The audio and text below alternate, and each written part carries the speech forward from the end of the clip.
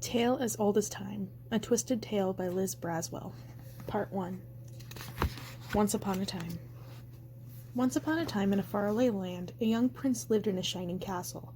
Although he had everything his heart desired, the prince was spoiled, selfish, and unkind. But then, one winter's night, an old beggar woman came to the castle and offered him a single blood-red rose in return for shelter from the bitter cold. Repulsed by her haggard appearance, the prince sneered at the gift and turned the old woman away. Although she warned him not to be deceived by appearances, her true beauty is fond within. And when he dismissed her again, the old woman's ugliness melted away to reveal a beautiful enchantress. The prince tried to apologize, but it was too late, for she had seen that there was no love in his heart. As punishment, she transformed him into a hideous beast and placed a powerful spell on the castle and all who lived there. You have until the eve of your 21st birthday to become as beautiful on the inside as you are on the outside. If you do not love to learn to love another and be loved in return, by the time the last petal of this rose falls, you, your castle, and all within will be cursed and forgotten forever. Ashamed of his monstrous form, the beast concealed himself inside his castle with a magic mirror that his only window to the outside world. As the years passed, he fell into despair and lost all hope, for who could ever learn to love a beast? It was a very good story. It often entertained the woman who lay on her black hole of a room, mangled onto a hard, cold bed. She had enjoyed its repetition in her mind for years. Sometimes she remembered bits differently. Sometimes the rose was as pink as a sunrise by the sea, but that never resonated as well as red as blood. And the part at the very end, where the enchantress is waylaid upon exciting the castle, throwing into a black carriage and spirited into the night. Well, it didn't sound as epic and grand. She never included it. Almost everyone else could have run out of thoughts by this point. Almost anyone else would have given it into the finality of the oblique until she forgot herself entirely. A few of her thoughts were crazy, spinning around and around the dried tea kettle that was now the inside of her head. If she wasn't careful, they would become too speedy and break free and seek escape through the cracks of her mind. But that way lay madness, and she wasn't quite done there yet. 10 years, and she had almost forgotten about herself, but not quite.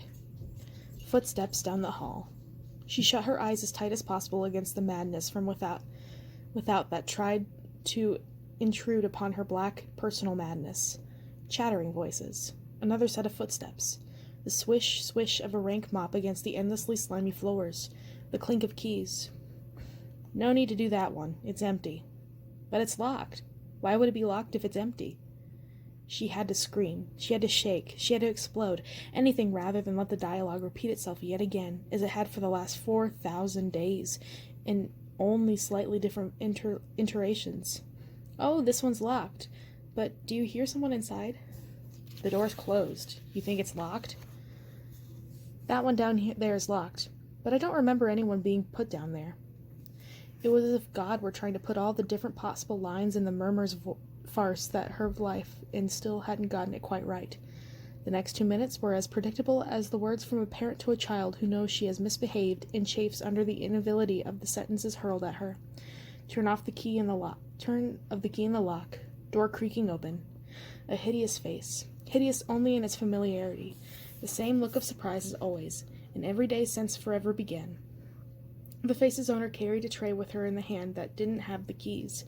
Behind her in the hall stood the woman with the mop, and behind her stood a large and silent man who was ready to subdue any of the prisoners not tied down. The prisoner found herself opening her eyes, curiosity getting the better of her survival instinct. Today's tray had 4 bowls of broth. Sometimes it was 5, sometimes it was 3, sometimes there was only 1. Lucky for you, I got an extra, the one with the tray said, settling herself down in a filthy tuffet of skirts and aprons. This line never changed. Ever. The prisoner screamed, unable to contain herself, unable to keep herself from looking forward to that one thing each day, the thin gruel that passed for nourishment.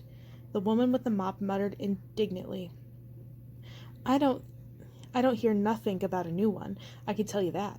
Thought they'd done a right job clearing these sorts out of the world. Well, there's one now. There you go, finish up now. The woman said it with the same false tenderness she expressed every time. The bowl tipped faster, broth trickled down the sides of the prisoner's neck, and despite herself, she got desperate, straining against the chains and sticking her tongue out to get every last drop before the bowl was removed.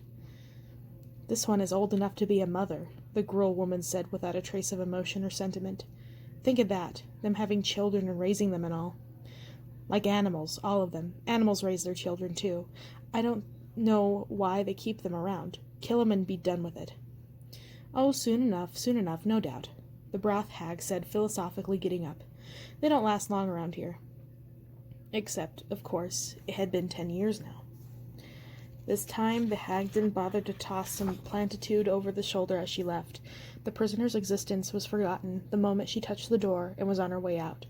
It would be all new again for her and her horrible companion tomorrow, and the next day, and the next day after that. The prisoner screamed one last time, finally and uncontrollably, as the darkness closed again. She had to start the story again. If she just started the story and played it through, everything will be all right. Once upon a time, in a faraway land, a young prince lived in a shining castle.